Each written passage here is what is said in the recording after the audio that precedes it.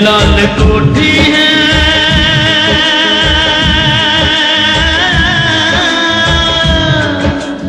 एक युग की कहानी, तीन पुश्तों की ये है जुबानी, तीन पुश्तों की ये है जुबानी। कुछ नहीं है, कुछ पुरानी है, कुछ नहीं है, कुछ पुरानी है। अलविदा लाल कोठी, अलविदा लाल कोठी। क्या बकवास कर रहे हो तुम? सर मैं बिल्कुल सच कह रहा हूँ। तिवारी जल्दी बताओ, तुमने क्या देखा वहां? सर मैं थाने की तरफ जा रहा था तो माल रोड पर मैंने देखा कि आशा तेजी से हॉस्पिटल से बाहर आ रही है। ये देखकर मुझे कुछ शक सा हुआ, मैं वहीं ठहर गया। फिर कुछ देर बाद मैंने देखा कि सरोजा भी हॉस्पिटल से बाहर आ रही है और चिल्लाते हुए आशा के पीछे जा रही है। ये देखकर मैं हॉस्पिटल के अंदर गया।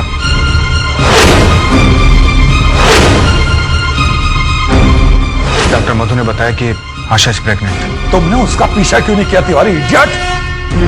तिवारी, मुझे वो लड़की किसी भी कीमत पर चाहिए। पूरा शहर छान मारो, सरोजा देवी का घर जाके भी पता लगाओ। वो बच्चा इस दुनिया में नहीं आना चाहिए तिवारी, नहीं आना चाहिए।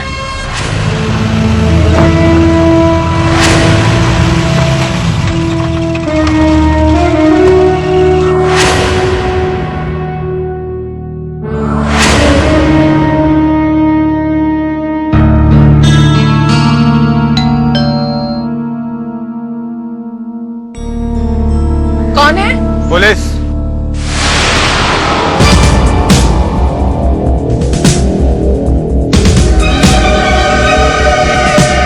आप? आशा घर पर है? जी हमारी बेटी से आपका क्या काम है? देखिए, मुझे डॉक्टर मधु ने सब कुछ बता दिया है, इसलिए मुझसे होशियारी करने की कोशिश मत करना। चुपचाप बता दीजिए आशा कहाँ है। वो घर पे नहीं है। देखिए सरोजा देवी, आप मुझे मजबूर मत कीजिए कि मैं आपके साथ पुलिस वाला रवैया अख्तियार करूं, इसलिए शराफत से चुपचाप बता दीजिए कि आशा इस वक्त कहाँ है। देखिए, अगर आप चाहें तो घर की तलाशी ले सकते हैं। हम सच कह रहे हैं, वो अपने पिता के साथ बाहर गई हुई है। खैर, वो हमसे बचकर जाएगी कहाँ? मेरठ एक बहुत ही छोटा सा शहर है और हमने तो उसे दिल्ली से भी ढूंढ निकाला था।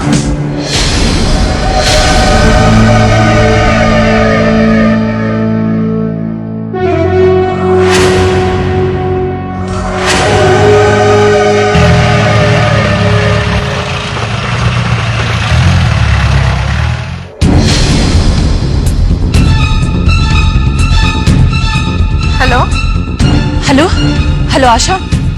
मम्मा प्लीज, मुझे आपसे कोई बात नहीं करनी है। आशा प्लीज ठहरो, मेरी बात गौर से सुनो। देखो, ये बहुत जरूरी है कि तुम घर से बाहर ना निकलो। क्यों? क्योंकि पुलिस तुम्हें तलाश कर रही है। वैसे तुम ठीक तो हो ना?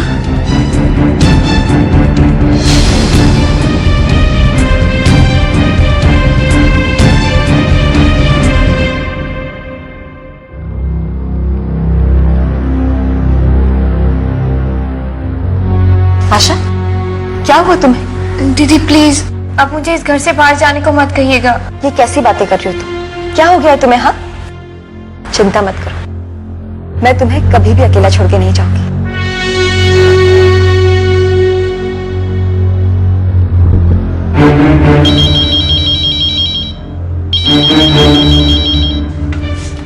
हेलो दुर्गा जी, मैं गुजर बोल रहा हूँ। हाँ गुज्जर, बोलो।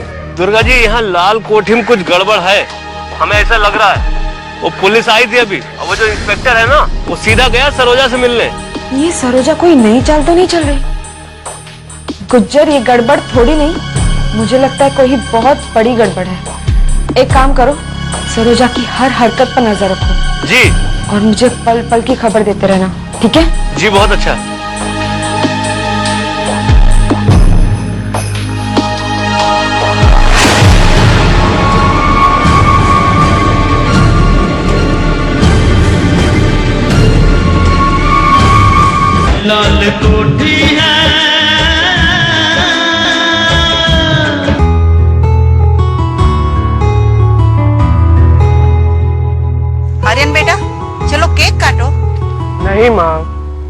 पापा के आने तक मैं केक नहीं काटूंगा।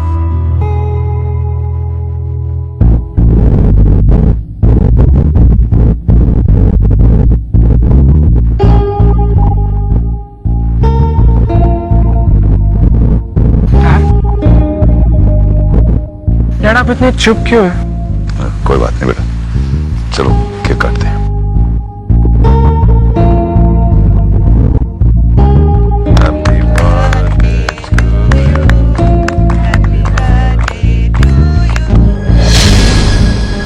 आशा जी,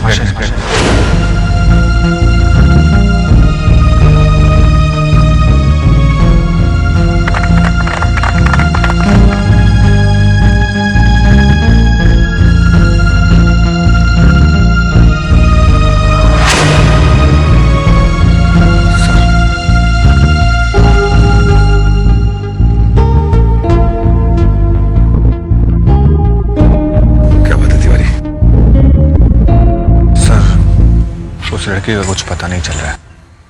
मैं उसके घर भी गया था लेकिन वो कुछ नहीं सपना तिवारी, कुछ नहीं। आशा का मिलना बहुत जरूरी है।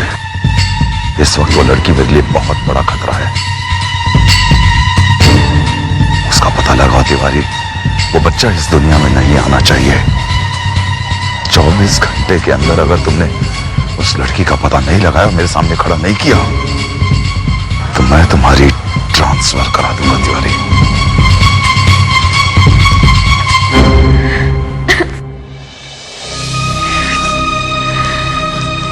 आशा, तुम इतना डर क्यों रही हो?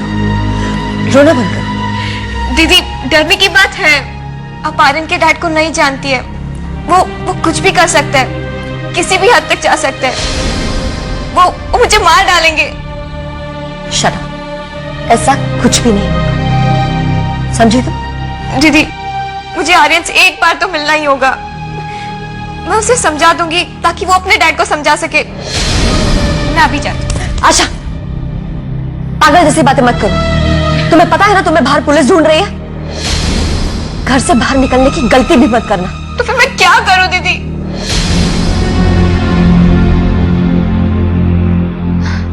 हाय नंदिनी। हाय भारती। वेल, इससे मिलो। ये आशा है, मेरी cousin sister. Hi.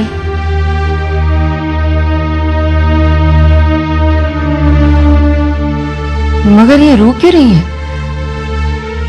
I mean, is there any problem?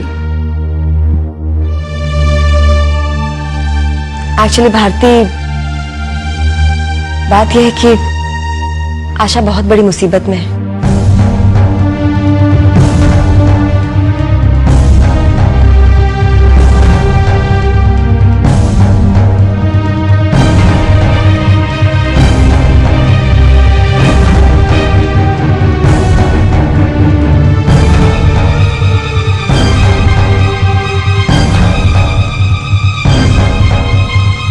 ये तो बहुत बड़ा प्रॉब्लम है, लेकिन अब क्या किया जाए?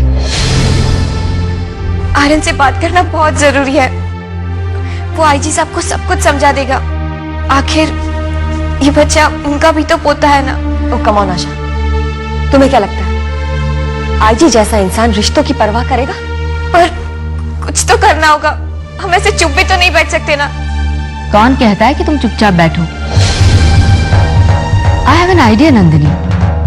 मैं आईजी साहब से जाकर मिलती हूँ। मगर भारती, किस बहाने जाओगी तुम आईजी के?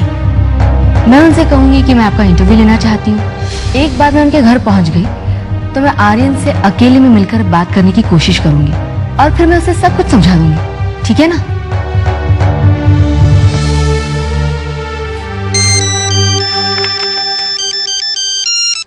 हाँ तिवारी, बोलो। पता लगा उस लड़की का? नहीं सर, सारा शहर छान मारा लेकिन उस लड़के का कुछ पता नहीं चल रहा है। लेकिन हम पूरी कोशिश कर रहे हैं सर। ये पुलिसिया जबान में बात करने की मेरे से कोई जरूरत नहीं है। कैसे भी करके उस लड़की को ढूंढो। लगता है वो लड़की शहर छोड़कर कहीं चली गई है। नहीं, सरोजा देवी लाल कोठी में ही है, तो वो अकेली कहां जाएगी? तुमने नंदिनी के घर में पता लगाया? नहीं सर। जाओ नंदिनी घर में पता लगाओ। कैसे भी करके आशा को ढूंढ निकालो तिवारी। जी सर। अब वैसा ही होगा जैसा आप चाहेंगे। लाल कोठी है। ये जो आपने व्हील चेयर और दवाई वगैरह समर साहब के लिए खरीदी थी, उसका पेमेंट। आनंद साहब, मेरी समझ में नहीं आता है कि आप समर साहब की इतनी मदद क्यों करना चाहते हैं। मदद करना अच्छी बात है, पर ये तो कुछ भी नहीं। समर सर के लिए मैं जितना भी करूं उतना कम है। अगर उनके लिए मेरी जान भी चली जाए तो मुझे कोई गम नहीं होगा।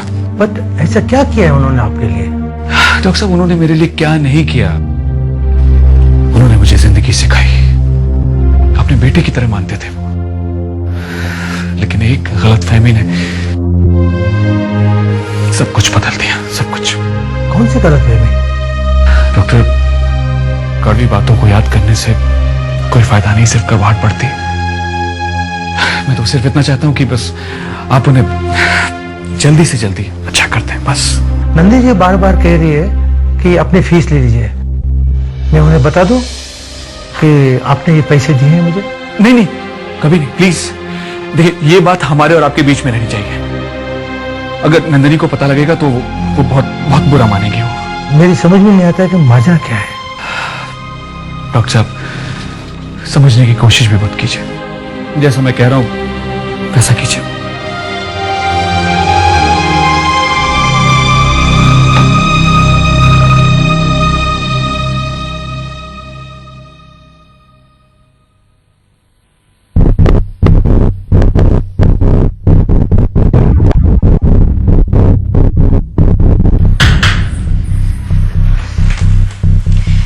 हाय भारती जी।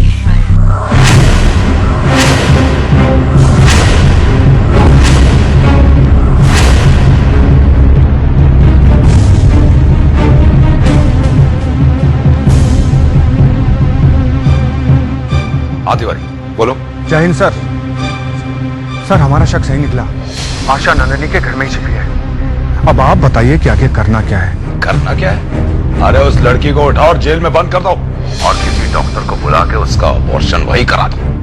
लेकिन सर, इस वक्त यहाँ पर वो प्रेस रिपोर्टर भारती भी आई हुई है। अगर मैंने इस तरह से आशा को हिरासत में लिया तो वो कल की अखबार में हमारे खिलाफ कुछ भी उल्टा सीधा छाप सकती है। सर, आप तो जानते ही है ना, जब हमने नंदिनी को लॉकअप में डाला था तो इन प्रेस वालों ने कितना हंगामा खड़ा किया था। सर, मेरा ख्याल है कि इस वक्त हमें खामोश रहना चाहिए। मैं इस लड़की पर नजर रखूंगा और मौका पाते ही मैं इसे हिरासत में ले लूंगा और फिर इसका अबॉर्शन करवा दूंगा। देखो तिवारी, मुझे ये लड़की मेरे बेटे की जिंदगी में नहीं चाहिए। जो जी चाहे करो तिवारी। यू डोंट वरी साहब, आप जैसा चाहते हैं वैसा ही होगा।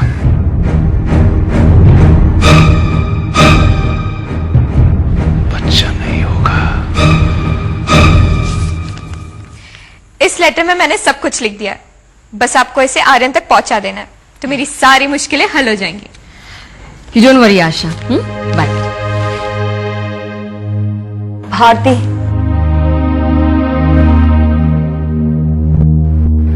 भारती आईजी एक बहुत ही घटिया इंसान है।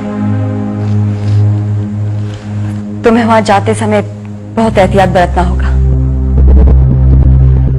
अगर उससे जरा से भी भनक लग गई कि तुम आशा का लेटर आर्यन के लिए लेके जा रही हो तो ना जाने क्या कर बैठेगा। तुम चिंता मत करो नंदिनी, हम प्रेस वालों का आईजी जैसे लोगों से रोज पाला पड़ता है और मैं अच्छी तरह जानती हूँ कि आईजी से कैसे निपटना है। So you don't worry. Good luck Bharti ji. Thanks and you take care. Bye. दीदी, आईजी साहब को कुछ पता नहीं चलना चाहिए। आई रियली होप आशा कि ऐसा ही हो।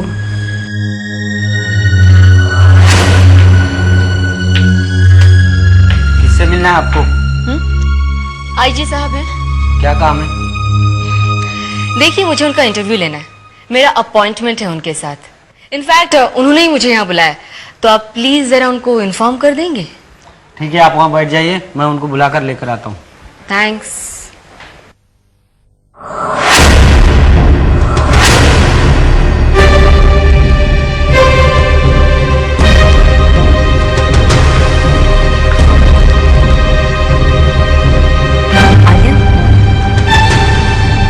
आप कौन?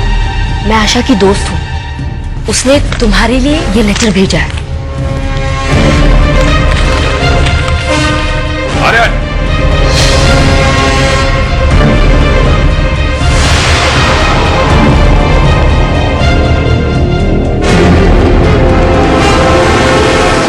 लाल कोठी है। क्या है? डैड वो कुछ नहीं, इनका वो लेटर गिर गया था, वही मैं उन्हें उठा कर दे रहा था। कौन हो तुम? आईजी साहब, मैं सिटी प्रेस की जर्नलिस्ट भारती झा हूँ। मैं आपका इंटरव्यू लेने के लिए आई हूँ। मेरी आपसे फोन पर बात हुई थी। इस लिफाफे में क्या है? ये वो मेरे आर्टिकल की कॉपी है। दिखाओ मुझे। आईजी साहब, हमें पता चला है कि आप रिटायर्ड ऑफिसर्स और कांस्टेबल्स के लिए बहुत काम कर रहे हैं। ये तो बहुत अच्छी बात है। एक्चुअली हम इसी सिलसिले में आपका इंटरव्यू लेना चाहते हैं। आप लोगों ने कभी पुलिस वालों के बारे में अच्छी चीज छापी है?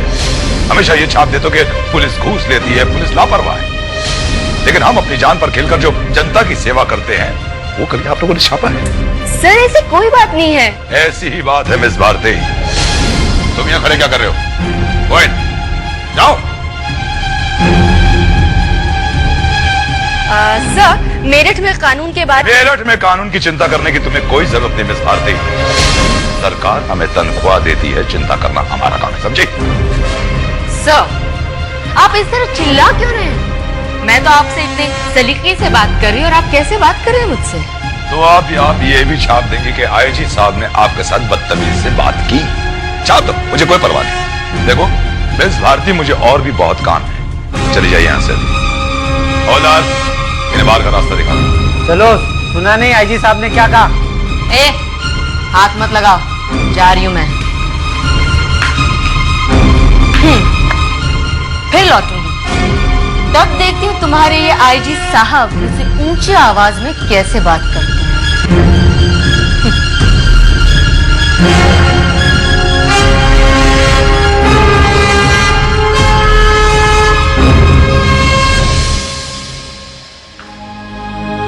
आशा, ये लो जूस और विटामिन टैबलेट्स। दीदी, मुझे सब नहीं चाहिए। आशा, तुम अपना बिल्कुल ख्याल नहीं रख रही हो। तुम्हें पता है तुम्हें ऐसी हालत में अच्छे से खाना पीना चाहिए। अपना नहीं तो कम से कम अपने होने वाले बच्चे का तो ध्यान करो। लो, now be a good girl और मल्टीविटामिन्स खाओ और जूस पियो। Come on, come on, come on, fast fast fast, come on eat. Nandini,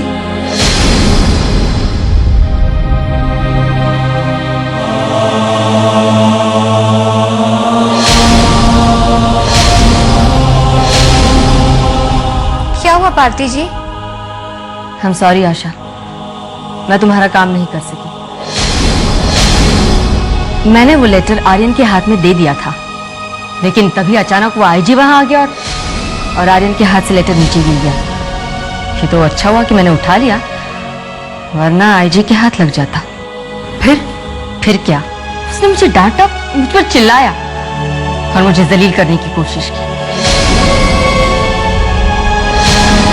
तुम चिंता मत करो भारती, मैं खुद जाऊंगी उससे मिलने के लिए।